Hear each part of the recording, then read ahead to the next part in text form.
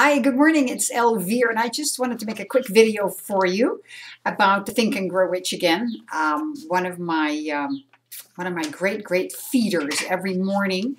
We have this fantastic call every morning at 6 o'clock Pacific, which is 9 o'clock Eastern. And I think I've given you the number already, but let me give it to you again. And I also will put it down in the blog.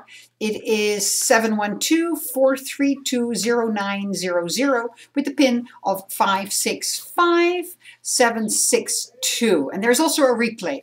Anyway, this morning we're in chapter number 2 on faith. Faith, acronym for finding answers in the heart. Whatever is imprinted in your heart, go find it. It's there. And we had some fantastic little nuggets that were given to us.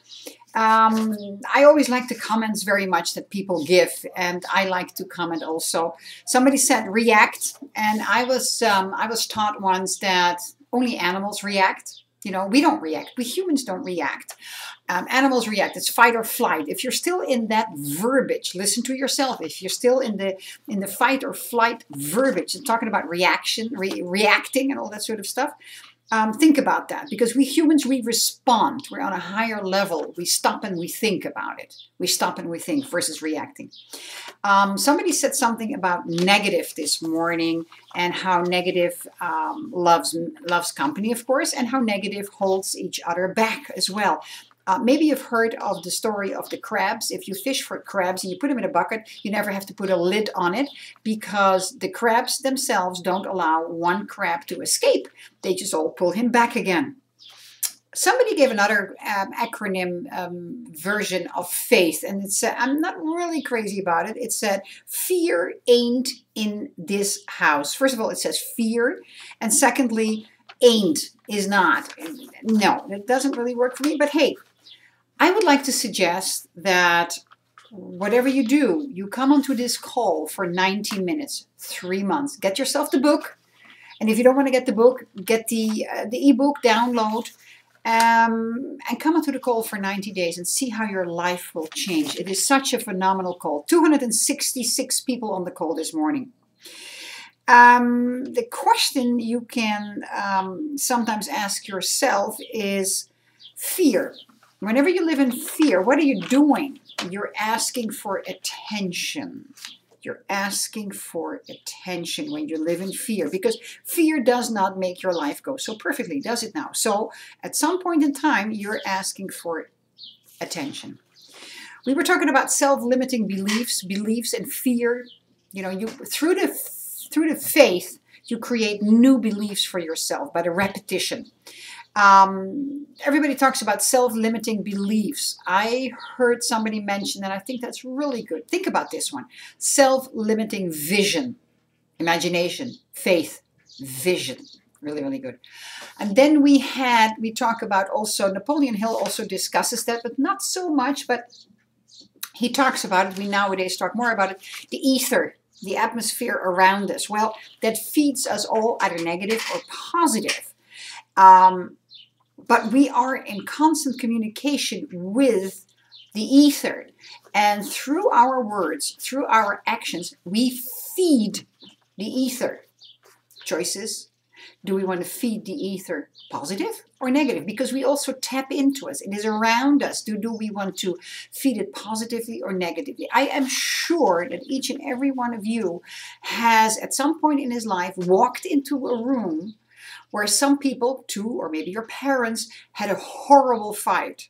Very negative. And you walked into the room and you felt it. You felt the negative energy. And even though they were sort of meekly smiling, you said, what just happened here? Or you said something, that something happened here. You can feel that negative energy. So think about it. We feed the energy. We feed the ether. How do you want to contribute? What is your contribution to the ether? Mine is positive. Sure, I get down from time to time. Of course I get down. But then I do my very best to snap out of it as fast as I can and just give thanks for the awareness and feed the ether positively again. Feed your faith. Starve your doubt. You know, here's the thing. We have been programmed for the first 18 years of our life in a certain way. And I believe that if you are not happy with the life that you're having now, that you're living right now, you may want to question how you were fed in the first 18 years of your life mentally. Think about that. You, of course, got a lot of good stuff, but there may have been some things in what was fed to you mentally, what you experienced, that you took on that doesn't serve you now anymore. So take the time, sit down, do an evaluation, and look at what is it that doesn't serve me? What is it that I'm doing that I was spoon-fed with that I actually like to get out of my life? Now, this takes some really big honesty with yourself. And it may be very painful, but you know what? This is the only way to grow. I'm doing it. Yes, it is painful to look at certain things in my life that I go like, wow, I picked that up and I made it my own and I learned it from my parents there or from my mother there or from my father there. And of course, you blow it out of proportion as you get bigger, but yet you take it on, you use it on a daily basis perhaps. Is it serving you? What can you change? And if you don't know exactly, ask your best friend. Ask your best friend and be honest. They will help you. And reciprocate. Reciprocate. That always works very well. Anyway, I wanted to give you also the self-confidence formula. I will post it here below. And you can print it off, copy it off, print it off, fill it out, and use it for yourself for your benefit. Because you know what? You deserve to have a fantastic life. I will also post the telephone number here below and come onto the call. Check it out. And if you like it, stay at least for 3 months.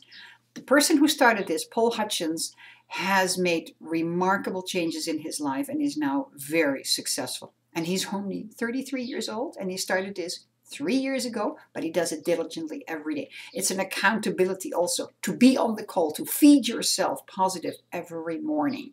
And if you cannot be on the call, then listen to the replay. Anyway, I wish you the best. Till our next little get together, I thank you for being here today. Make it a splendid day. This day will never come back. Look back on it with a lot of joy. Thank you.